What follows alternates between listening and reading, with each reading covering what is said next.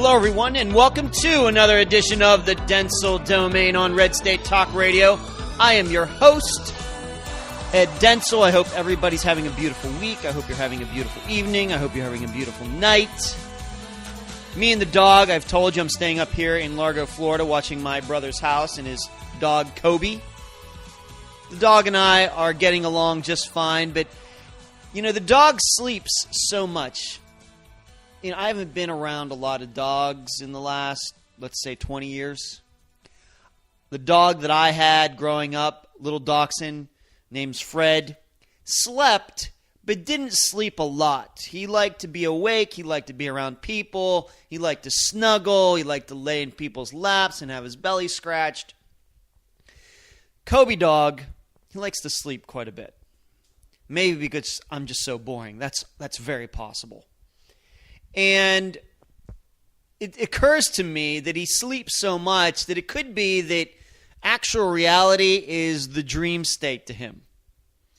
So he sleeps, let's say, 16 hours out of a 24-hour day. So he's 8 hours of actual awakeness. And it would be after a time that you could convince yourself that he probably thinks his dreams are more real than actual reality, that we understand what, as humans, we understand reality to be. Well, I got thinking about that, and what I thought was, you know what, in his actual dreams, he probably doesn't have a human butler, like I've become to him over the last week or so. And dog sleeps so much. It looks like he enjoys doing it. I don't think there's necessarily anything wrong with him. He is 10 years old. He is a larger dog, so they age faster. We know that bigger dogs don't live as long as smaller dogs. But Kobe's in great condition, don't get me wrong. But when I see him sleeping and just lying around and snoring and things, it does occur to me that maybe if he was a 10-year-old smaller dog, that he would have a lot more life to him. But yeah, that's what I've become. I've become his human butler. Penguins, you know, I'm not that big of a hockey fan, but last night the Pittsburgh Penguins beat the Washington Capitals. I will admit that I did watch the end of it. I caught overtime, and it was a thrilling game once again if you're into hockey. I don't think that my pulse rate went up above 80 beats per minute the whole time. I'm glad. It's my hometown city. I'm happy for them. I have a lot of friends that are hockey fans, but to me it's just soccer on ice. That's all it is to me. But we'll see what happens now. The most interesting part about this is that their next opponent is the Tampa Bay Lightning, which is, of course, where I live in the Tampa area. So we'll see what goes on regarding that. No, I won't be going to any of the games. If somebody wants to give me a free ticket, I suppose I'll go, but I'm sure I'll be watching any of the hot women that go to the hockey games than the actual game itself. Just being honest. I can be honest on this show because it is my show. So let's get to the show. I'm going to mix in a couple different ideas. I can assure you this is the only place on the entire spectrum of conservative media in the United States, probably this week, if not this month, if not this year, that we're going to be talking about Samuel Taylor Coleridge and specifically Rime of the Ancient Mariner. Now, of course, the reason I know about this is because of one of my favorite bands of all time. Iron Maiden has a song called Iron Maiden off the Power Slave album that came out in 1985. But there's something that we can learn from that poem, but I want to start somewhere else and kind of work my way there. If you're a Brad Thor fan, he is also an author like myself, admittedly much more successful than I am to this point, and that's fine, I can live with that. He put out a post on his Facebook page and basically came out and said he is also a never Trump person as well.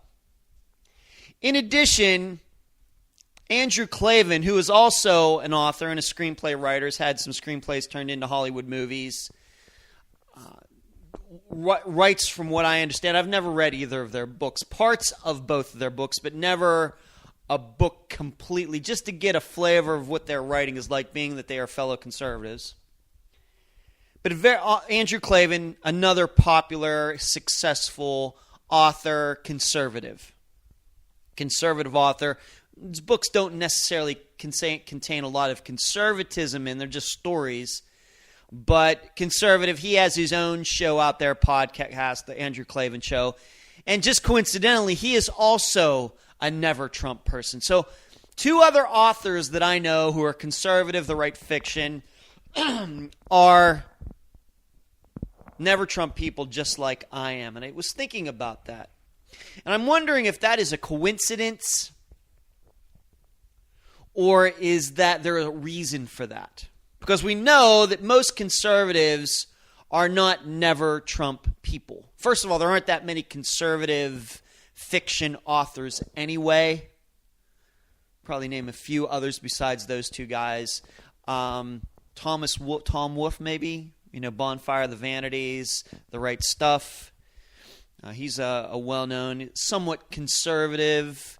Maybe wasn't so conservative early in his career, but became more conservative. He's known as being a somewhat conservative. We could think of some others, but there aren't that many. And if you need to know, the publishing world, all over the world, because it's part of media, is very liberal. A lot of liberal kooks in publishing, although there are publishing companies that specialize in conservative books. But I got to thinking about why is it that two other conservative authors that I know are never Trump guys just like I am. And I'm not saying there may be some other conservative authors who aren't, but it just is weird to me that some of the most prominent ones would be never Trump like I am. And I think the reason is this. When we write, we tend to think of themes. We tend to think we craft the characters before we write the books. All right, you come up with the plot. Some people create the characters first and say, well, let's put them in this situation and see what happens. Or they come up with a plot and they say, well, who do we want to make the main character? We want to make him an insurance salesman, or is he going to be a Navy SEAL, or is it going to be a woman who is trying to get her psychiatry degree, or something like that? But through all of that, we know that there has to be character arcs. These characters have to have specific qualities. In all of writing, there's the good and the bad guys, the good guys, those in-between people. And it very well may be that when you become an author and you start writing not just one novel, but 3, those guys have written several. Although I have not been as successful as those guys yet, I've written 6 or 7 novels. So you spend a lot of time thinking about the reason that people do things. What makes logical sense? Because you don't want to write a story where seemingly people make decisions on the spur of the moment, because readers will not allow you to get away with that. And although writing is a somewhat artsy-fartsy talent, you end up becoming, I guess I would say, somewhat of a logical person when it comes to human behavior. And then you mix that with conservatism. You're conservative already even before you've written your first book in your life. And you get to the point, I think, where you start to know that character matters. And you start to figure out that, at least explicitly in the case of Donald Trump, if you were writing Donald Trump in a book, he could never be a good guy. He could never be the hero. He could never be, to make it, maybe put it in terms that more people would understand, Donald Trump could never be the main protagonist hero in Lethal Weapon, to go to the movie world. He could never be Martin Riggs in Lethal Weapon. Why? Too stuck on himself. He could never be John McClane in Die Hard. Why? Because Donald Trump doesn't sound like the type of person that would give his life up for anybody. Donald Trump If he were John McClane, he would have figured out the quickest way out of there, even if his wife was part of that Christmas party. You know why? Because Donald Trump would be thinking, you know what, I can just go out and get another wife anytime. And I think that when you're used to thinking in fiction terms, like Andrew Klavan is, like Brad Thor is, like I do, you start to equate that to what we see in real life. And see that these people, that conservatives and Republicans have made the hero, Donald Trump, could never be a hero in a real fiction story. He would be the bad guy. He would be the enemy. That would be the guy that your hero, your real hero, would be fighting against. And I want you to think all very long and hard about that. And if you have your favorite books, your favorite movies, I think you'll start to understand that if you put Donald Trump in the place, in what you believe his character to be in those books or movies, you'll see that he doesn't fit in there very well, does he? No, he doesn't. See, that's where the problems start, I think, for me. On top of everything else, unfortunately, most people are not writers. Most people are never going to write any books. Most people are never going to write any short stories or poems or anything like that. So they're not used to thinking in their terms. They're used to going to the movies and reading books and seeing heroes putting their life at risk. But when you start having to create that from nothing, which most people aren't used to doing, it's easy to maybe slough over and glide over why that person is a hero in the first place. So I think that's part of the reason. I do not think that it is a coincidence that those guys, being authors, think like I do and are never Trump people. They know a bad guy when they see it. Why? Because each of them have created bad characters, the antagonist in their stories, and they know that Donald Trump has more qualities in line with an antagonist than a protagonist. Very interesting to me.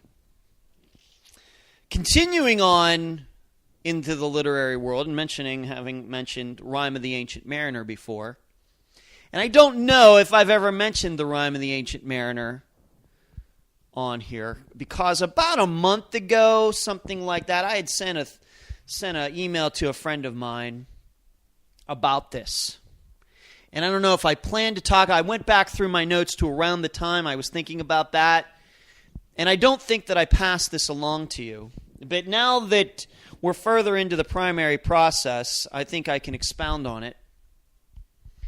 It's obvious to me that what is played out, not just in this last year, not just with the start of Donald Trump, going back several years, even before Mitt Romney, even before John McCain, even before George W. Bush. The conservatives allowed themselves, and I include myself in that, to be made part of the crime. And here's what I mean by that, in drawing a analogy to Rime of the Ancient Mariner. If you don't know what the story of the Rime of the Ancient Mariner is about, it's about a ship that's coming back from Antarctica, and the captain, it's in some trouble, and then this albatross comes along and leads the crew and the ship out of trouble. But for somewhat unknown reason, the captain decides to shoot the albatross. Just this bird that was helping them out of trouble, having lead it, he shoots it, maybe thinking they're already out of trouble. And at first, the crew can't believe what the captain has done. But then when they see that they're in open waters, they think, that's no big deal. Killing that albatross that helped us, really didn't hurt us that much, so let's just continue on over the voyage and let's go home. Well, right after that, they they sail into the doldrums, no rain, no wind, and they're stuck out in the middle of the ocean to die. And it's portrayed in both the poem by Samuel Taylor Coleridge and Iron Maiden in their song as a curse. And the point that's made in both the song and the poem is that the crew, even though they knew that the captain did something wrong, because they thought that they weren't going to pay for that wrong, they went along with the crime and made themselves a party to it, and thus made themselves part of the curse. Now, what happens in the poem and the song, not to give it, and if you're not familiar, well, what is this Rime of the Ancient Mariner? This is the story where the saying, water, water everywhere, but nary a drop to drink. That's where that saying comes from. And also, albatross around somebody's neck, kind of analogy, kind of like a curse that's on, like maybe a monkey on your back or albatross around your neck. That also comes from this poem, if you've ever heard those sayings. And it's been cited in all sorts of movies and other books. There's a lot of allusions to it in the Pirates of the Caribbean movies.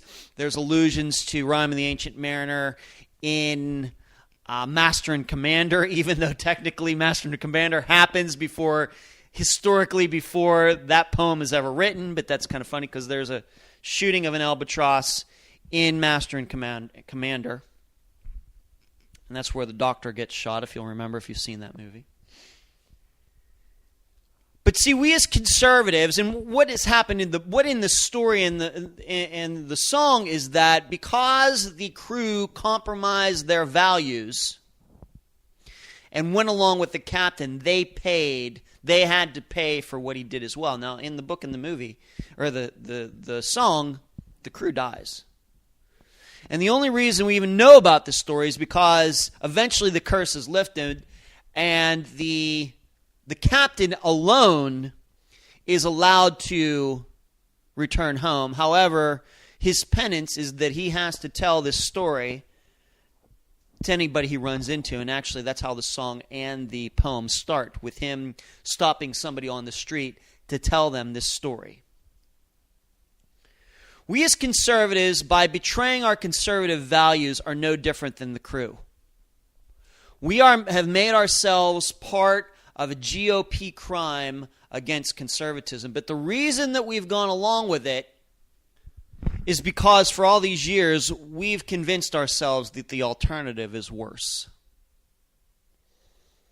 And that's kind of what's going on right now. Once again, too many conservatives are kidding themselves that to stick to their principles of conservative government, of less spending, of smaller government, none of which Donald Trump is offering, that we can work ourselves out of it.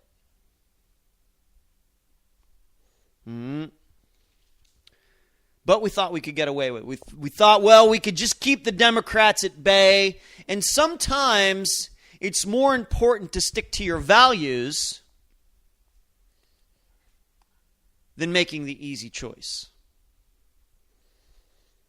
Because what should have happened in the book, or the poem and the story and the song, is that if the crew stuck to its principles of not shooting and not going along with the killing of an innocent bird that was leading them out of trouble, I guess somewhere down the road they could have all been hung for mutiny, maybe, depending on what kind of ship it is.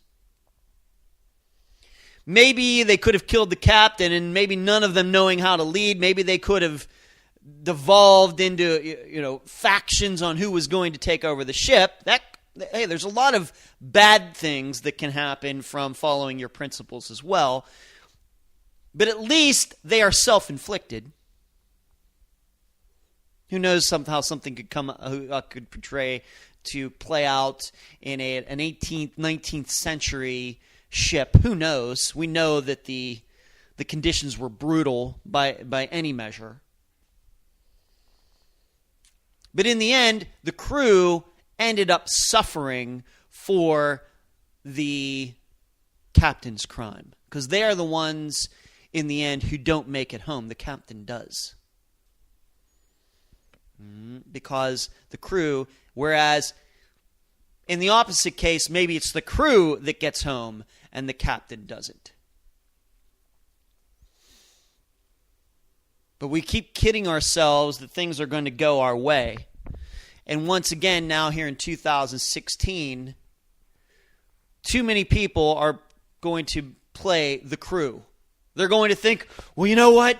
The alternative is worse. We got to go along with Trump. We know it's a crime. But it's going to be okay. And once again, buying into it. And see what we're experiencing now. And see, what is the curse? It's the curse that we as conservatives are going through right now. The curse that is mentioned in the poem and the song. What we as conservatives are suffering right now, those of us who are looking at both choices in the major political parties in the United States, are saying that there is no good choice. Well, this is our own personal hell. But it started long ago. It started when we went along with compassionate conservatism, which was just another word for big government conservatism. It started when we allowed budgets to get way out of whack. It started when conservatives continued to re-elect the same non-conservative politicians to office only because the Democrat was worse, allegedly. And it's taken all of this time to get to this point where we ourselves have put ourselves in this hell. Nobody else has put us in here because we've done it ourselves. We have free will. We can vote. We can't vote. We can support the Republicans. We can not support them. We can support this. We can support that. We cannot support this. We don't support that. But we've gone along with the captain. And unfortunately, in the end, it may be the captain that survives out of this, and we as conservatives and conservatism does not. And in the end, it's our fault.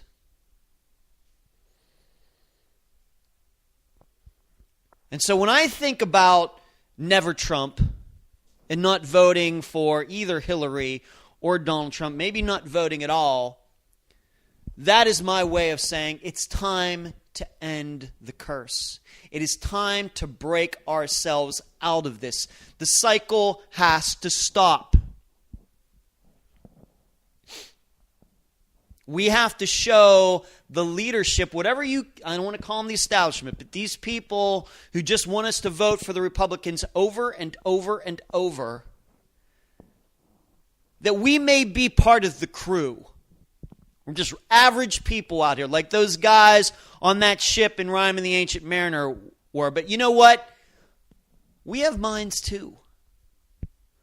We have concerns. And when you think that we're supposed to put our principles aside, just vote for the party, what you're really saying is, we don't care what's in your head. We just want your oath.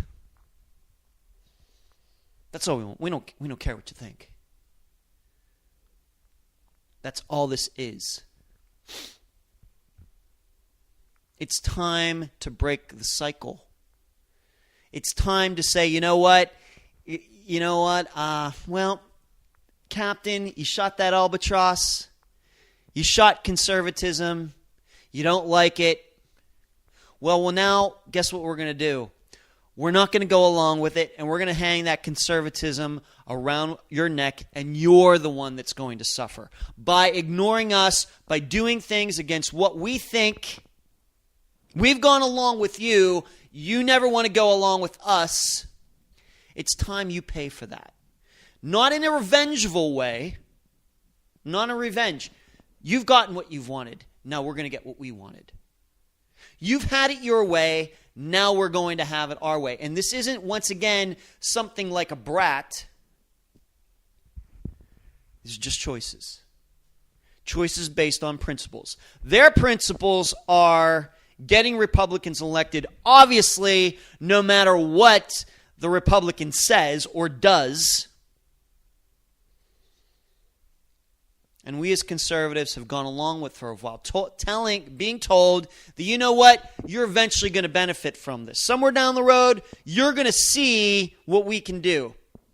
Well, instead, it's gone the opposite direction, that we get to somebody like Donald Trump who couldn't run a ship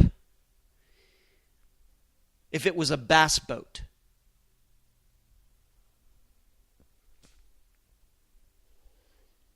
And then all of you people who want us to vote for Donald Trump think that we're the problem. We're done being scared about the alternative. That's what you have used against us for a couple decades now. You've used it. It's worked. And all we've done is screw ourselves. We're going to try something different this time. Because we see the curse, you don't see it. If you can't see that Donald Trump and those people want to go along with him are going to sail us right into the doldrums and get all of us killed, figuratively probably, but bad enough, then you know what? We might as well just jump ship now.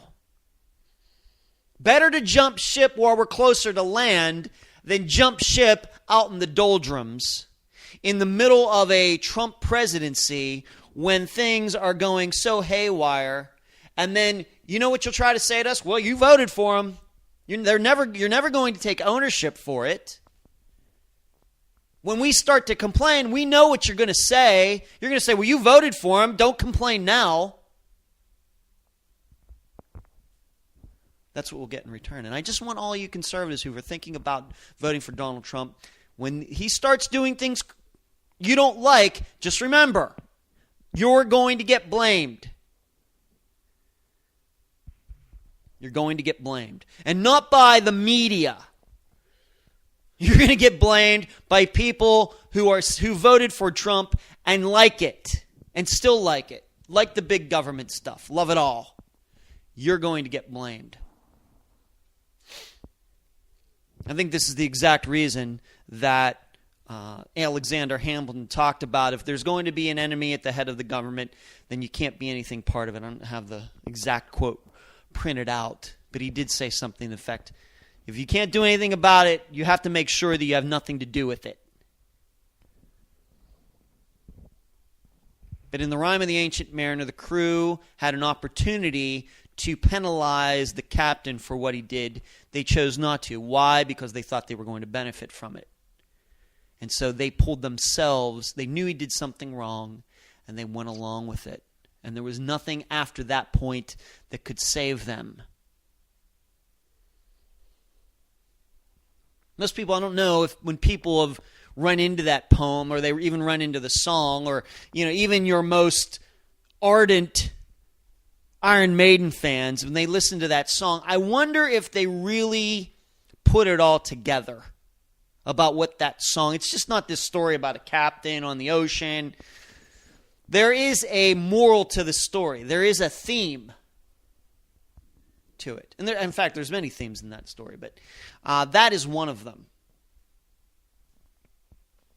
That you cannot go along with things that are wrong. And I didn't mean for that to rhyme.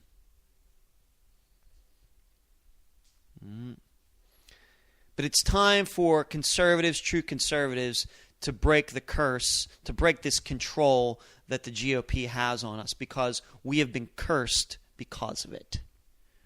This curse, what we're experiencing now, is a curse that's been building up for several years. And now it's worked its way to a point where we have no good choices at all, even worse choices than we've had. And that's why it makes it so bizarre to me that there's so many conservatives out there that think that you can still keep making the same decisions and expect a different outcome.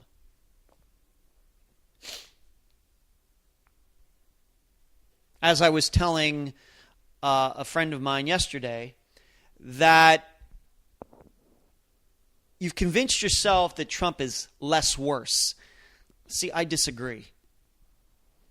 Trump is more worse because he is the spy inside your own company. He is not the enemy on the outside like Hillary Clinton trying to break in.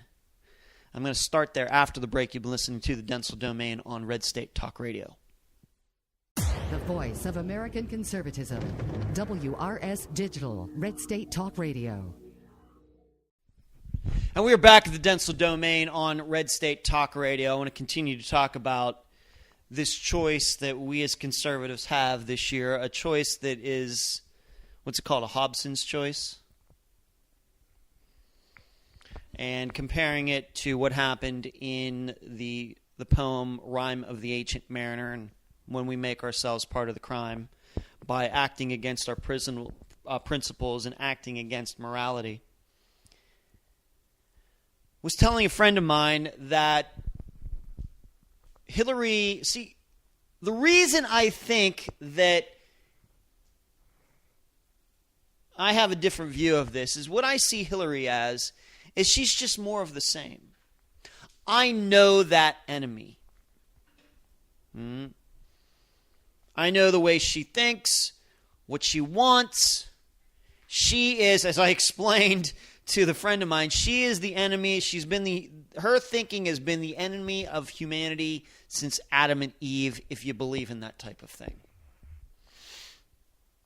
There are no new tactics that she's going to enact while she's president. Yeah, it's going to be pretty horrible, but they're somewhat predictable. We have defenses against some of them. Not all of them. Sometimes we win, sometimes we lose. But we know as conservatives that we can battle her. And if we stick to our principles, we'll do okay. It's when we don't stick to our principles and go along with a lot of this stuff is when we suffer. And this goes back to John McCain and Mitt Romney, and there's the dog. If you can hear that, probably on this excellent microphone you can. But she is the enemy we know. She is the enemy outside of the walls. You're in the castle. You got the drawbridge. You have the moat with the alligators in it. You have the archers with the flaming arrows and the boiling oil and all that stuff that you see in all those ancient, those medieval movies, or maybe something along the lines of Lord of the Rings, something like that. Whereas Donald Trump, putting him in charge is like having a spy, an enemy inside the gates. And there's no amount of arrows, boiling hot oil, moats, drawbridges, electrified fences, minefields, nothing else that can protect against somebody like that because he's already inside. But somehow a lot of people convince themselves that that's less worse. See, that's where they lose me. And once again, I think this comes back to me as a writer, and maybe that's the reason, once again, going back to Brad Thorpe, Andrew Klavan, that they also think in those kinds of terms. That the worst enemy is not the one outside the gates. Yeah, that can be good, but that's somewhat pedestrian. It's somewhat of a cliche. You can make good stories out of that. But it's the enemy inside the gates that you don't know about, that does things behind the scenes and is working against the hero, that is the true enemy, the true most dangerous one.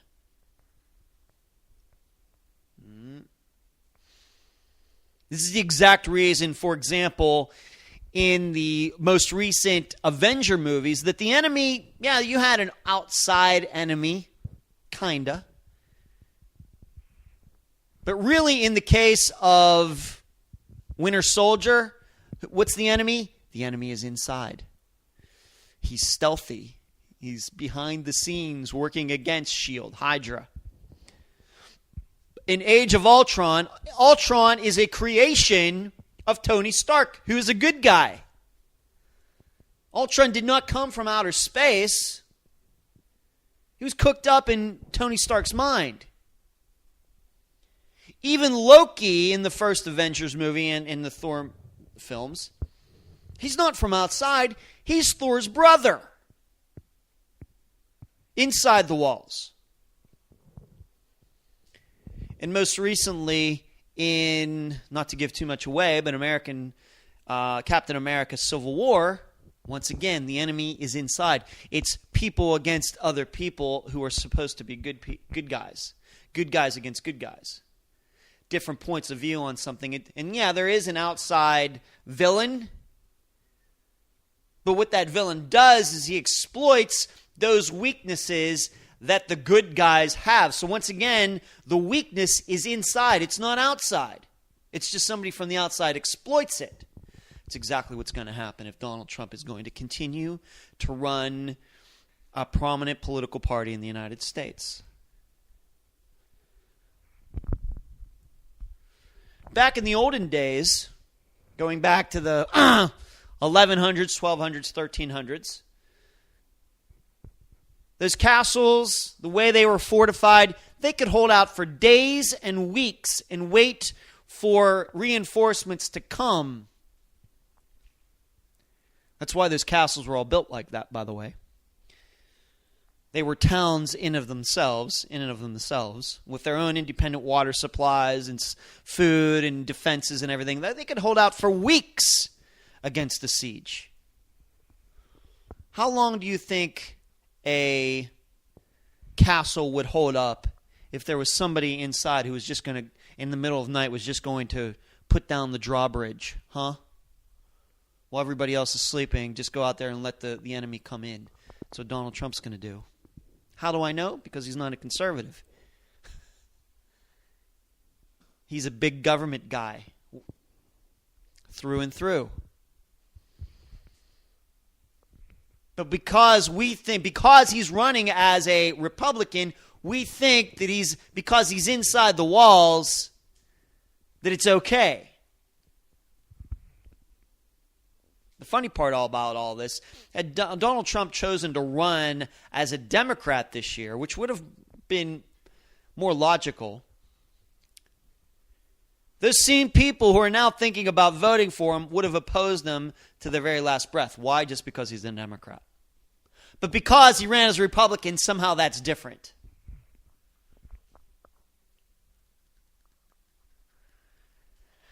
I don't know what to tell you. It is a fiasco that, as a true conservative, feels like a curse to me. Hey, as I've told you, I don't have as many responsibilities as the rest of you do. I'm just a guy. I don't have any kids. I don't have to save for law school or college for any of them. It's just me. I wake up every day and don't only have to worry about myself, except now for these couple weeks that I have to take care of my brother's dog. You know, it's really weird. As a single guy, waking up every day knowing that there is a living thing that relies on you every day, it's a little weird. But I'll find some way to get through it, no matter what happens. For the rest of you, it's not going to be as easy if you make the wrong choice. That's not a threat. That's just something that you know that maybe you don't like to talk about. If you're smart, you know it. But it does, even so, despite me knowing that I'll figure out a way through this one way or the other, I do wake up every day feeling like this is some kind of curse. And that's where being a Iron Maiden fan, being well-read and reading a lot of poetry and everything, that's why I brought up Rime of the Ancient Mariner. It certainly feels like that. We are on that ship. And the enemy is not out there. The enemy is on the ship. The enemy is our own horrible decisions. And the compromising our principles just because. Not being forced to, just choosing to.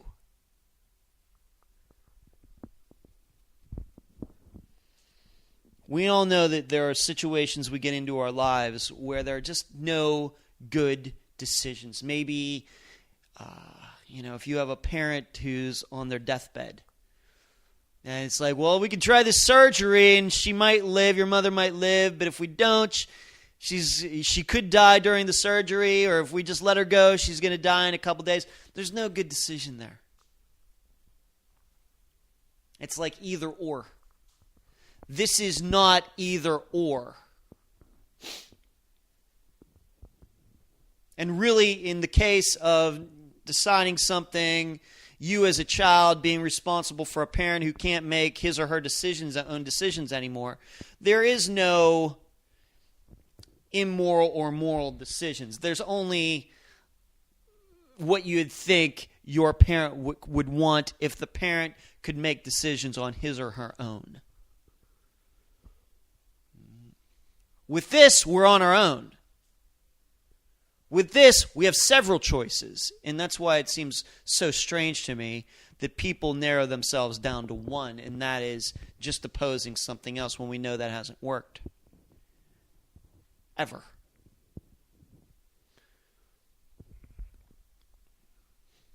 Had we made that tough decision going way back, maybe we could say in like 1996 with Bob Dole, we wouldn't be here. Had we as conservatives not gone along, and hey, like I said, throw me in there. Throw me in there because I did it too. But, really, the reason a lot of people did that going back to the 90s? Because conservative media, the leaders, told us we had to do that. We know you don't like Bob Dole, but you have to vote for him anyway because Bill Clinton is the alternative. Of course, Bill Clinton won anyway. We know that George W. Bush isn't conservative, but the alternative is Al Gore. You just slowly work your way down.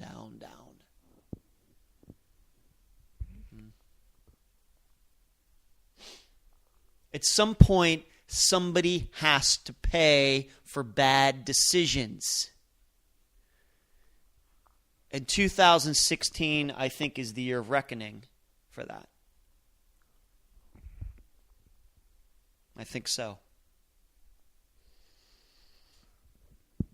And like I told this friend of mine, you know what? If people will vote for Donald Trump as a Republican, then they will vote for anybody. Anybody under the sun. What if Hillary Clinton were to run as a Republican? And the Democrat was somebody to the left of her, because you can be to the left of Hillary Clinton, no matter how wide she is. Are we supposed to vote for Hillary Clinton too? I just want to know what the line is, and that's the other problem. All these people who talk about Donald Trump and how great he is, or the people who have come around to it and are agonizing about voting for him, I just want them to tell me, then where is the line? It's funny how they can't do that. And so the curse continues. And we're all going to pay.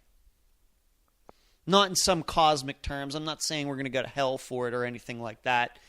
But we've been given a lot, we as conservatives. Conservatism and the attitude that the principles that conservatism has given the United States everything that it has, and we have sold it out in 20 years. I can't help what liberals do. They're going to want big government. They're going to want social programs. They're going to want a higher minimum wage. They're going to want this. They're going to want that. We can't help that. They're going to want what they want.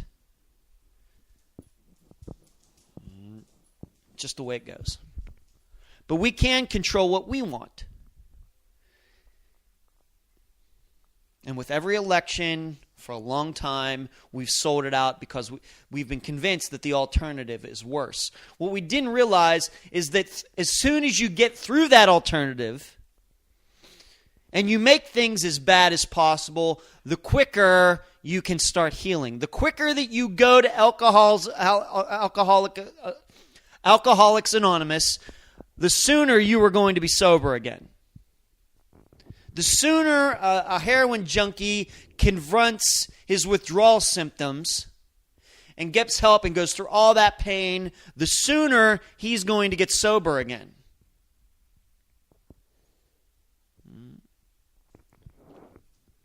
The sooner, and you know what? The sooner you do it, the easier it's going to be.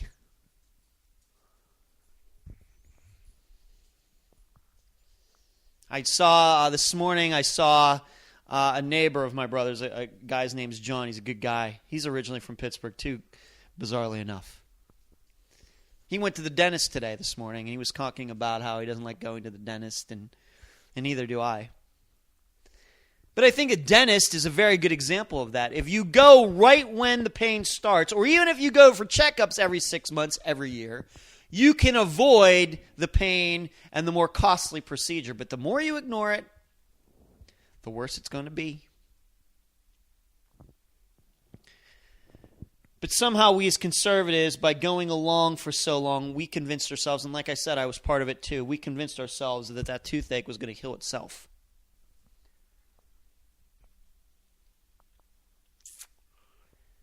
And that's just not how the world works. The other problem we have, as I cited yesterday, is that we have a bunch of people who, for the last 6 months, have called Donald Trump every name in the book. And then, once again, defying their principles and being hypocrites, they've come out and said, you know what, you have to vote for him anyway. We know he's all those things, but you have to vote for him anyway. Is there a bigger undermining of values and undermining of integrity and character than that? And these are people who want our respect. And they aren't establishment types. They're all over the political spectrum. I mentioned some of them yesterday. Between Bobby Jindal, Rick Perry, Rand Paul, John Bolton.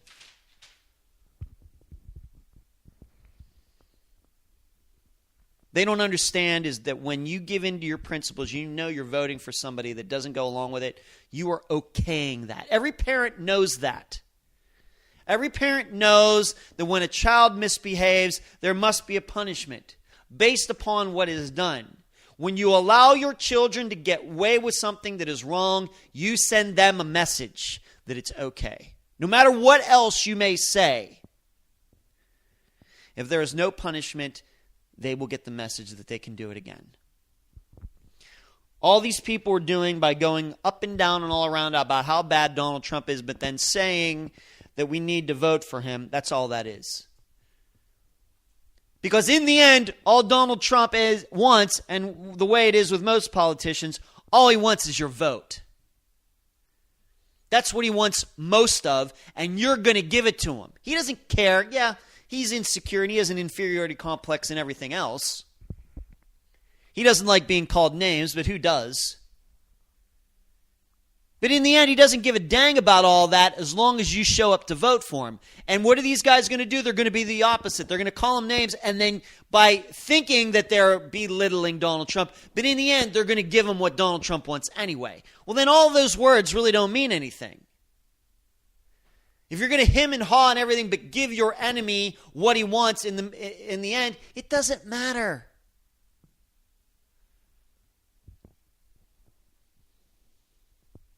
To truly defeat the enemy, you have to keep that away which your enemy wants the most. Not what he wants the least. But now we have Dennis Prager saying the same thing. Then in the end, he goes up and down and all around about how immoral Donald. And in Dennis Prager, and this is once again why I'm not a big fan of his. I know what you're starting to say. Are there any conservative, prominent people that you're a fan of? Ed, that list is getting smaller and smaller, shorter and shorter. I went off on Dennis Miller yesterday, Dennis Prager today. You know what I've been saying about Rush Limbaugh, Sean Hannity, the rest of them for months now. But see, that's part of the issue. Then once you start seeing all this, it's very understandable why conservatives have been put into this complex position in 2016, because we found out that under pressure, these leaders can't handle it. They're not General Pattons. They're more like General Westmorelands. And you can look him up. He was the main general for American forces during Vietnam. Our leaders are not General MacArthur's, General Grant's, General Washington's. They're more like General Custer's.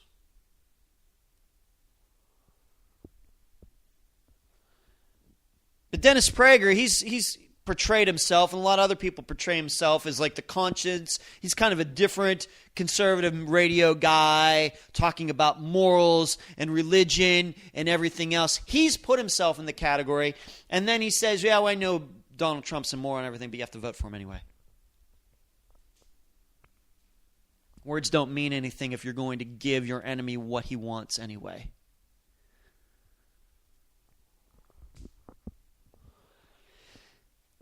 The only problem we have is there's another part to this, and in the less than 4 minutes that I have,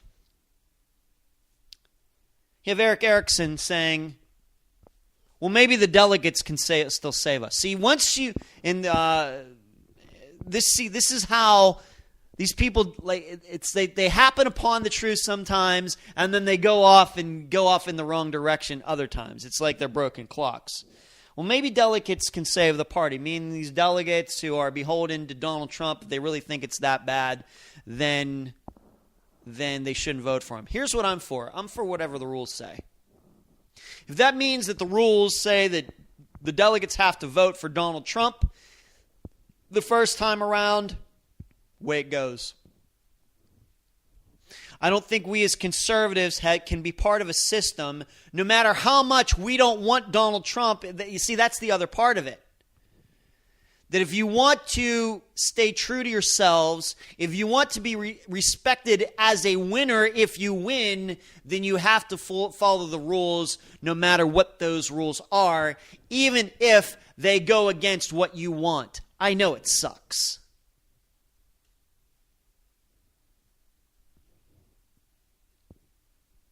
But there is no good way that you can become seen as the leaders with integrity and character if the very first thing that you do to try to get that power back is trying to undermine the rules. You can't do that. As a commenter, there's this news site called the New Americana, which was Social News Watch, and they've changed it to the New Americana. It's a site I've been going to now. Haven't been to Breitbart.com or DrudgeReport.com in a couple months. But whoever's writing for the New Americana agrees with me that that's not the way to fix this. That sounds like desperation. When you start talking about breaking the rules, that these delegates are going to go against whatever oath they have, whatever rules are in place, that leads to nothing good either. There's a way to win by following the rules. There is a way to win by using character and integrity. You know what? The problem is, it's tough. It's tough, once again, going back to 1996, 2000, 2004, 2008, 2012. It's tough to sit by and allow those other Democrats to win. But sometimes that's maybe what needs to be done. And you have to take a very, very long-term view regarding all of this. No good is served if you have to cheat to win. No good is served. You may be able to do that in sports and some other things, but when it comes to the issues of the world, that can only lead to ruin. There is still a chance to win by following the rules. The problem is, we as conservatives, we haven't been following our own rules, and we made ourselves part of the crime. But I got to go. EdwardDentzel.com is where you can find all of my old Red State Talk Radio shows. You can find them at YouTube, SoundCloud, Podbean, Podomatic. You can email me at edwarddentzel@reagan.com. Twitter, Dentzel Domain, all one word, no space in between. EdwardDentzel.com/book. You can download for free the first chapter of my next novel called The Comebacks. Facebook, LinkedIn, you can find me there as well. It's been a pleasure talking to you tonight. You've been listening to the Dentzel Domain on Red State Talk Radio.